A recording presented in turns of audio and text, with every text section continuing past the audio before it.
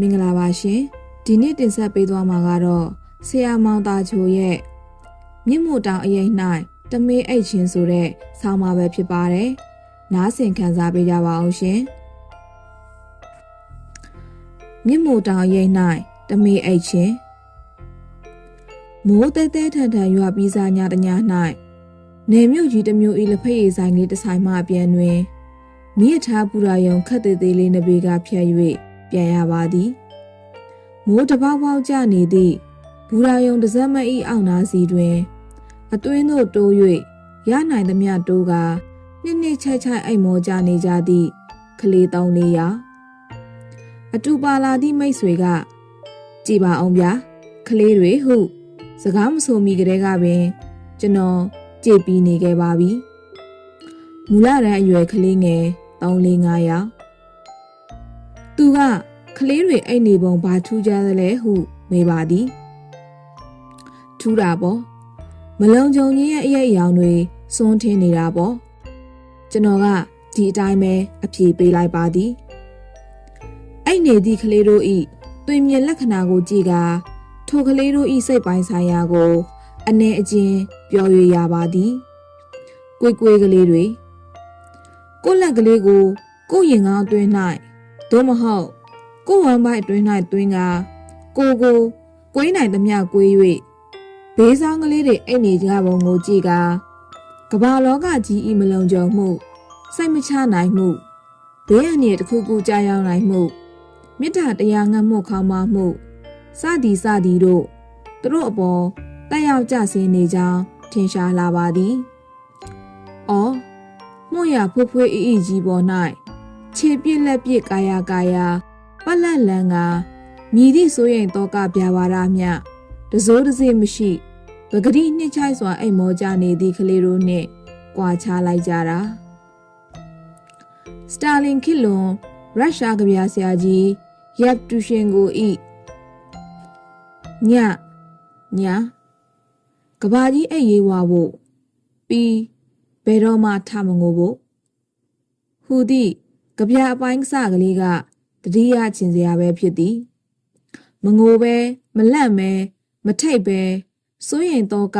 ပြပါရတစိုးတစေးများမရှိပဲစိတ်ချလက်ချအိတ်ဆက်ခွေရသည့်ကလေးငယ်များဘဝဖြစ်စေဖို့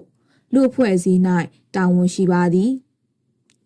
စိတ်ပိုင်းဆိုင်ရာမလုံခြုံမှုဖြင့်အရွယ်ရောက်လာသောကလေးတို့သည်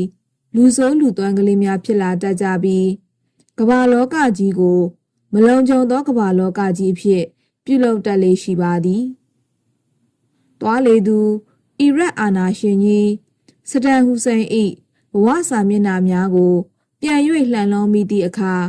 ကလေးဘဝ၏မလုံခြုံမှုများကိုတွေ့ရစမြဲဖြစ်သည်။သူ့ကိုမမွေးခင်6လကပင်ဖခင်ကွယ်လွန်ခဲ့ရာသူ၏ကလေးဘဝကိုပထွေးဖြစ်သူ၏လက်ကျန်းကြီးထဲ၌ကြည်ပြင်ခဲ့ရသည်။ပထွေးကသူ့ကိုကြောင်းတက်ခွေမပေးနေ့စဉ်နေ့တိုင်းမနှိပ်ဆက်သောနေ့ဟု၍မရှိညများတွင်ပထွေးဖြစ်သူကတိကရတ်မြို့အနီးရှိရွာကလေးဤပတ်ဝန်းကျင်ကရွာများသို့စဒန်ဟူစိန်ကိုကြက်သွားခိုးရန်ခိုင်းလေးရှိသည်ဟုဆိုပါသည်ကြက်မပါပဲပြန်မလာရတို့ဖြစ်ဤသို့သောငယ်ဘဝမှာပင်မိခင်ကမိတွင်ထဲမှာဆုံးပါသည်ခြောက်ချားစရာကောင်းလိုက်တာအမေရင်ငွေတွင်တေးသေးချာကြာနာမအိတ်လိုက်ရရှာထိုစဒန်ဟူဆန်ဤရက်ခေါင်းဆောင်ကြီးဖြစ်လာသောအခါအခမ်းအနားများသို့ကိုယ်တိုင်မတက်ရဲ့လူပုံသူထားကလွှရသည်စာရွက်စာတမ်းများကိုမူရင်းအတိုင်းထိကင်ကမဖတ်ရဲ့မိတ်တူကူပြီးမှဖတ်သည်တနေရာထဲတွင်ပုံသေးမအိပ်ရဲ့ညတိုင်းအိပ်ရာပြောင်းပြီးအိပ်သည်အနေရရှိနိုင်သည်ဟုထင်လျင်သွေးသားပင်တော်ဆက်စေအောင်တော့အပြတ်ရှင်ပြစ်သည်ငယ်ဘဝများငယ်ညများ၏အကာအကွယ်မဲ့မှုကသူ့ကိုရက်ဆက်ကြမ်းနှုံးစွာတုတ်ပြန်တတ်သူအဖြစ်ပုံသွင်းလောင်းလိုက်ခြင်းဖြစ်သည်2006ခုနှစ်ဒီဇင်ဘာ30ရက်တွင်ကျိုးမိတ်ဖြစ်အဆုံးသတ်သွားခဲ့ရတဲ့အထိငယ်စဉ်ကမေတ္တာဖြင့်လုံခြုံစွာ အိုက်ခွေနိုးခွေရသည့်ကလေးငယ်များဘဝဖြစ်ရန်မှာအလွန်အရေးကြီးသည်အင်္ဂလိပ်ဘာသာစကား၌ co-sleeping ဟူသည့်စကားရှိသည် The practice of parents and young children sleeping in the same bed မိဘများနှင့်ကလေးငယ်အတူတူအိပ်ခြင်းအလေးကြီးဟုဆိုကြပါစို့ပြင်ပကဘာရှိစာမျက်နှာများပေါ်၌ co-sleeping ကိစ္စကိုတော်တော်များများရေးသားဆွေးနွေးကြသည်အတူတူအိပ်သင့်မအိပ်သင့်အတူတူအိပ်လျင်လိုက်နာသင့်သည့်မိဘများ၏စီကံမြည်သည့်အရွယ်အထိအတူတူအိပ်သင့်ကြမြည်သည့်အရွယ်တွင်ခွဲအိပ်သင့်ကြအတူတူအိပ်ခြင်းဤကောင်းကျိုးဆိုပြင်းများအတူတူအိပ်သည့်မိခင်နှင့်ကလေး၏အပြုအမူစသည်ဖြင့်မြမတို့ကကလေးကိုတော်တော်ကြီးသည့်အထိမိဘအပါ၌ထားကာချော့ကာမြူကာထို့နောက်သားချော့သေးများကိုဆိုပြရင်းကတင်မားကလေးကိုပုတ်ကာထို့နောက်တိတက်လာချိန်၌ပုံတူပတ်စကလေးများဟိုရောက်ဒီရောက်ပြောကာဆိုကာဖြင့်အတူအိတ်သည့်လူမျိုးများဖြစ်ကြသည်တခါတလေသားကြီးသမီးကြီးများက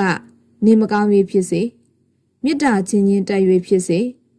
မိဘတို့ကြားဝင်အိတ်လာခဲ့လျင်ပင်နှစ်ရေးသုံးရေးပြန်တို့ကရှေ့ဟောင်းနှောင်ဖြစ်များမိသားစုအရှုံးနိုင်ပွဲများအတိတ်အနာဂတ်သုံးသပ်မျှော်မြင်မှုများကိုစမြုပ်ပြန်ကကြည်နူးနှွေးထွေး၍မဆုံးဖြစ်လေရှိသည်သားတို့သမီးတို့လူလားမြောက်လာကြခြင်းများ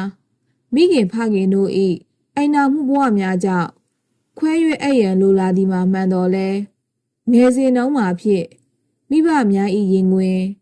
မေတ္တာဖြင့်ပြည့်သိပ်သောရင်ငွေများကြားတွင်အရွယ်မတိုင်မီသူတို့အိတ်ဆက်နာနေရန်လိုအပ်လာပါသည်မေတ္တာရိပ်၌အိတ်ကမေတ္တာစိတ်ဖြင့်ကြီးပြင်းလာပါမှမေတ္တာဓာတ်မခန်းချောက်သောလူကြီးများကိုကျွန်တော်တို့ရရှိနိုင်ကြမှာဖြစ်သည်မျက်လုံးကလေးကလေးကလေးကလေးကခွဲ၍တိတ်တီကိုကျွန်တော်ဖြစ်မကြိုက်ပါဖြစ်နိုင်လျင်ယခုအချိန်ထိအမေရင်ငွေထဲ၌တခါတလေတိုးဝေရောက်ကကျွန်တော်ဖြစ်အိတ်ချင်မိတော့မှာအမေရင်ငွေဟာတန်ကွန်ချခုနှစ်ထပ်လုံတဲ့အရာမဟုတ်ပါလား